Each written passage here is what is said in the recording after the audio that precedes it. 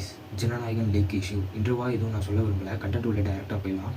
விஜய் அவர்கள் கடைசியாக நடித்த திரைப்படம் ஜனநாயகன். இந்த படத்தை கேவியின் தயாரிப்பு நிறுவனம் தயாரிக்க வினோத் இப்படத்தை இயக்க அனிருத் இசையமைத்துள்ளனர்.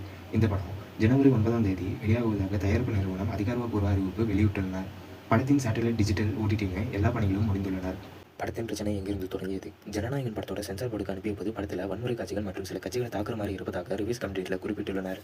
படக்குழு அதனை மறுத்து பின்னர் பிப்ரவரி, மார்ச்னு போக கேவி நிறுவனம் முன்வந்து சென்சார் போர்டுக்கு அந்த 7 கட்டுகளை கட் செய்வதாக கூறியபோது சென்சார் போர்டு டிலே பண்ணி கொண்டிருந்தனர். பல நாட்கள் கோர்ட் அண்ட் ரிவியூசிங்னு போயிட்டு இருந்த நிலையில் நேற்று ஏப்ரல் 9ஆம் தேதி படத்தின் 5.30 நிமிடம் காட்சிகள் மற்றும் கிளைமேக்ஸ் காட்சிகள் இணையத்தில் வெளியாகி படக்குழுக்கு அதிர்ச்சி கொடுத்துள்ளனர். மேலும் படத்தை இணையத்தில் பகிர்வோர் மற்றும் டவுன்லோட் பண்ணுறவங்கள போலீஸ் மற்றும் சைபர் செக்யூரிட்டிகள் வார்னிங் கொடுத்துள்ளனர். நண்பர்களே, இந்த படம் 600 கோடிக்கு மேல் பட்ஜெட்டில் என்று கூறப்படுகிறது. தயாரிப்பாளர் மற்றும் படக்குழுவுக்கு மன உளைச்சலுக்கு உள்ளாக்கியுள்ளனர். எனவே நம்ம யாரும் ஷேர் பண்ண வேணாம். நம்ம அவங்களுக்கு சப்போர்ட் தான் பதிக்கு பண்ணணும். ஸோ நீங்கள் ஒரு தளபதி ஃபேனாக இருந்தீங்கன்னா முடிஞ்ச அளவுக்கு நீங்கள் இதை ஸ்கிப் பண்ணிவிடுங்க. உங்கள் மூலிமா நிறைய பேர் ஷேர் பண்ணுறாங்கன்னா அவங்கள ஸ்டாப் பண்ணி வைக்கிறதுங்க. ஏன்னா இது ஒரு 1000 பேர்த்தோட உழைப்பு. ஒரு படம்னா அவ்வளோ சீக்கிரமாக எதுவும் எடுத்துட முடியாது.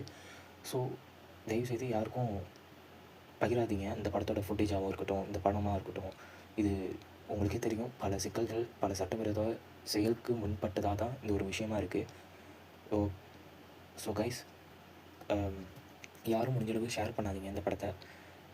அப்படி ஷேர் பண்ணிங்கன்னா உங்களுக்கு தான் பிரச்சனை. ஸோ மாட்டிக்காதீங்க கைஸ்.